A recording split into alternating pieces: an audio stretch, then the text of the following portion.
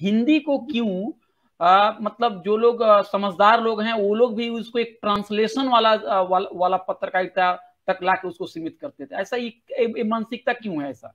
उनको लगता है देखिए कि वो हिंदी तो वालों को ज्यादा खबर की जरूरत नहीं है।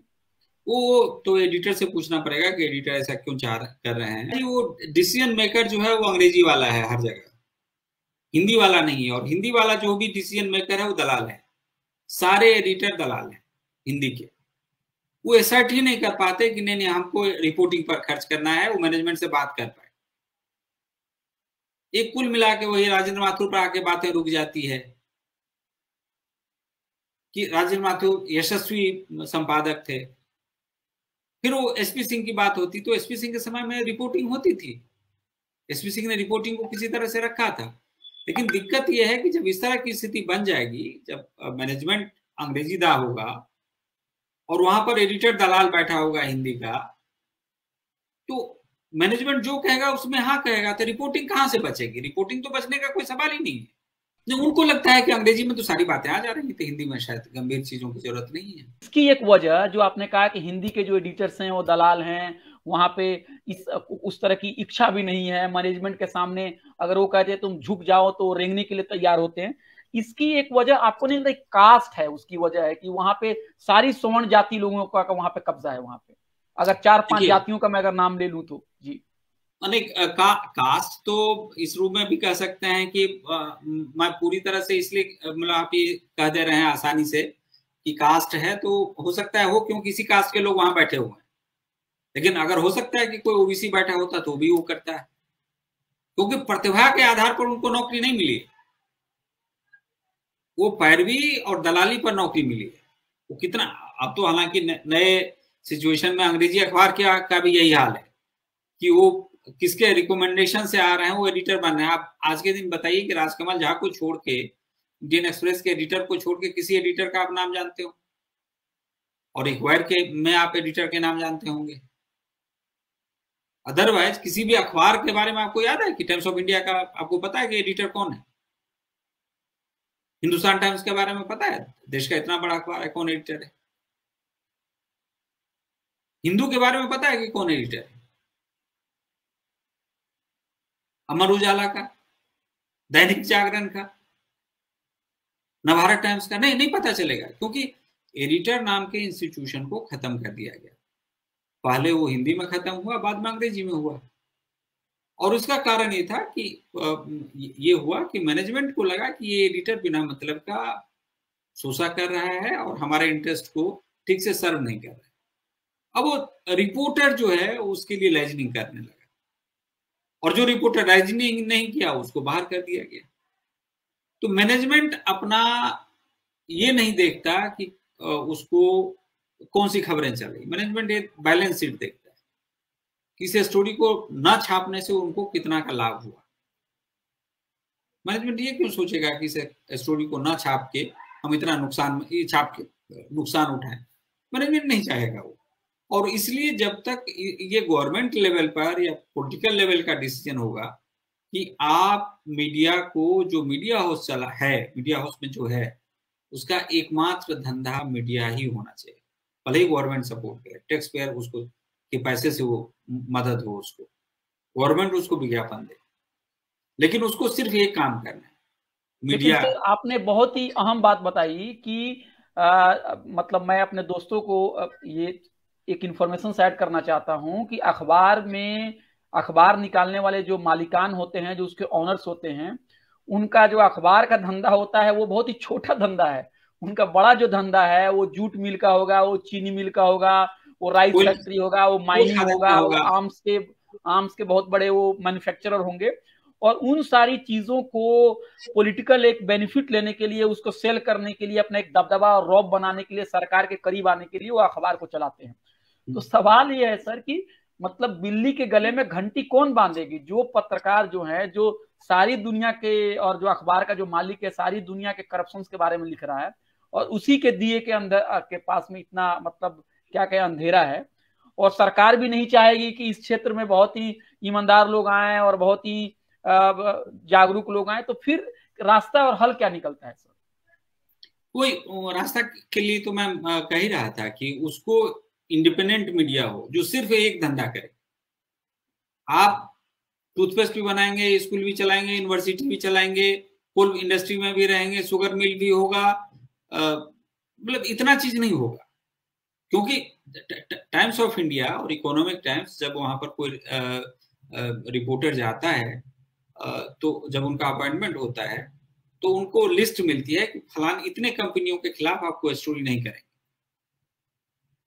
क्योंकि एक न्यूयॉर्कर ने बहुत पहले, लगभग 10 साल पहले, 2012 में शायद एक सिटीजन जैन करके एक कवर स्टोरी किया था न्यूयॉर्कर का, और उसमें उन्होंने उस समय में लिखा था कि लगभग 4000 कंपनियों के साथ उसके डायरेक्ट और इनडायरेक्ट शेयर है, शेयर बेसिस पर उसका है कि आप विज्ञापन देंगे, इतना कैश देंगे, उतना ही करेंगे। बहुत ही बढ़िया स्टोरी थी वो।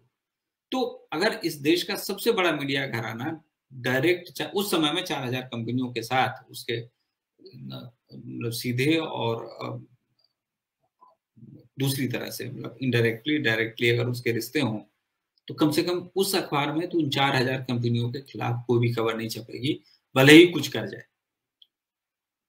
और टाइम्स ऑफ इंडिया अखबार बेनेट कॉन्वेंट कंपनी जो है वो अखबार चलाने के लिए था। तो कॉटन मिल चला रहा है, यूनिवर्सिटी चला रहा है, बिजनेस मैनेजमेंट चला रहा है, मतलब इतनी चीजों की जरूरत उनको क्यों है? आप तब अखबार क्यों चला रहे हैं? अखबार का लाइसेंस क्यों नहीं नष्ट कर दिया गया? तो गवर्नमेंट को भी सुविधा है उसमें आर्म ट्विस्टिंग करने में कि नहीं आपने तो वहां यूनिवर्सिटी बना लिया, वहां पे स्किल ठीक नहीं है, तो चलिए आप ये खबर जो छापे हैं उसके लिए क्या करेंगे।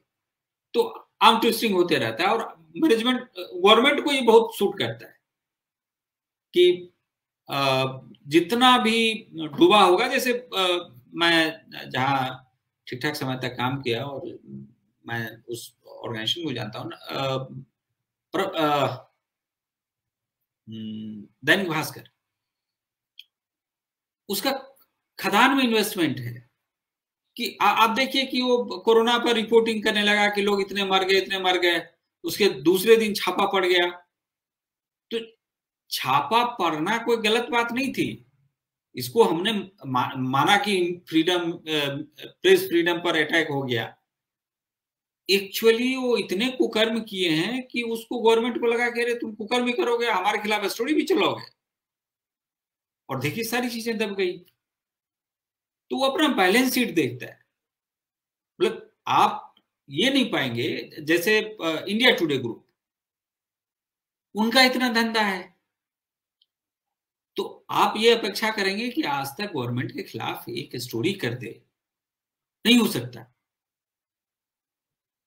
वो हथवे ग्रुप जो आउटलुक निकालता है, उसने गवर्नमेंट मिसिंग करके एक कवर स्टोरी कर दिया। आपको याद होगा कि ऑनलाइन एडिशन गायब है, ऑनलाइन एडिशन नहीं है अब, और रुबेन बनर्जी को इस्तीफा देना पड़ा उसके चलते। पहले लंबे छुट्टी पर भेजा गया, उसके बाद वो जब आया तो उसको निकाल दिया गया। तो लेकिन यही चीज कारवां मैगजीन डेली खिलाफ लिख रहा है, उसको करके देखे, क्योंकि उसके खिलाफ कुछ नहीं है। ऐसा नहीं है कि गवर्नमेंट ने नहीं चाहा होगा, गवर्नमेंट ने चाहा है।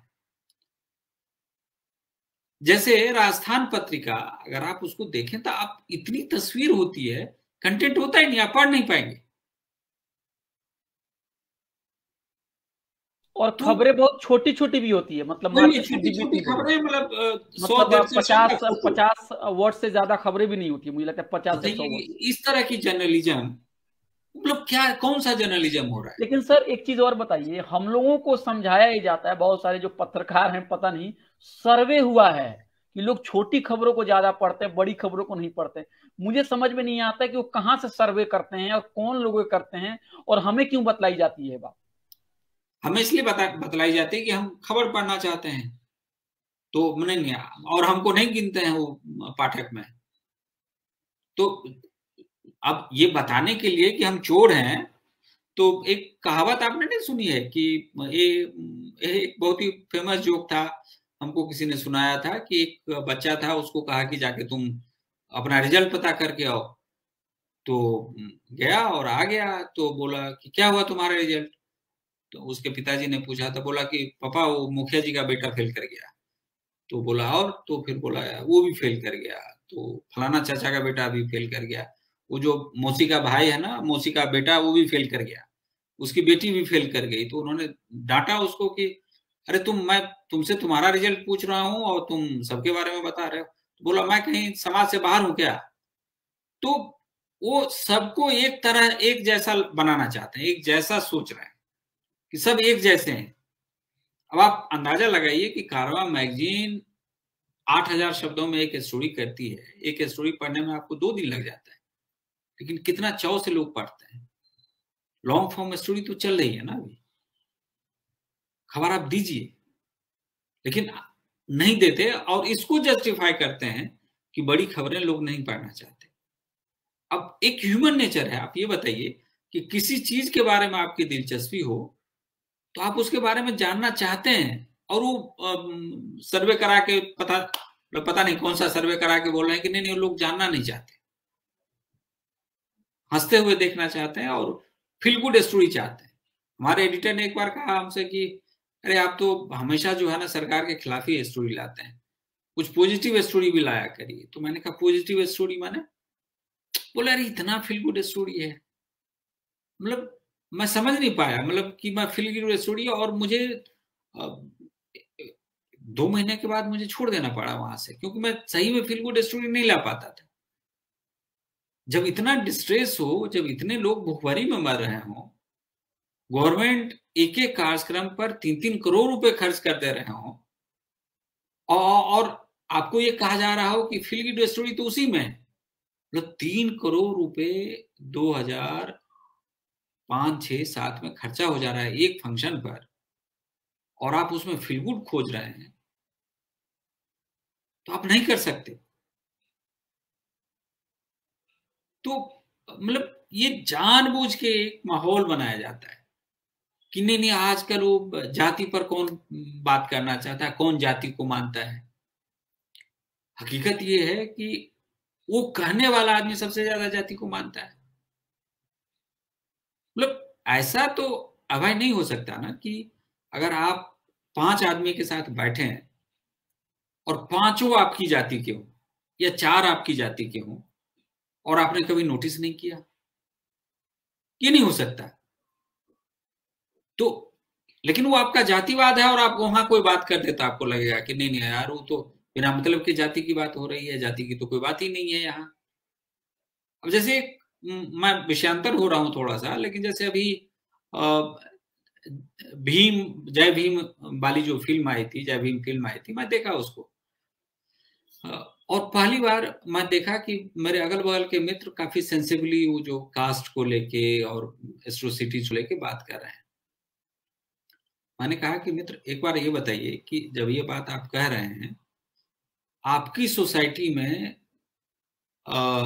काम वाली के लिए, ड्राइवर के लिए, जो आपके घर में हाउस होल्ड वर्कर है उसके लिए एक तो लिफ्ट नहीं है, उस समान लिफ्ट में नहीं चढ़ने दिया जाता, और लिफ्ट है तो अलग लिफ्ट है।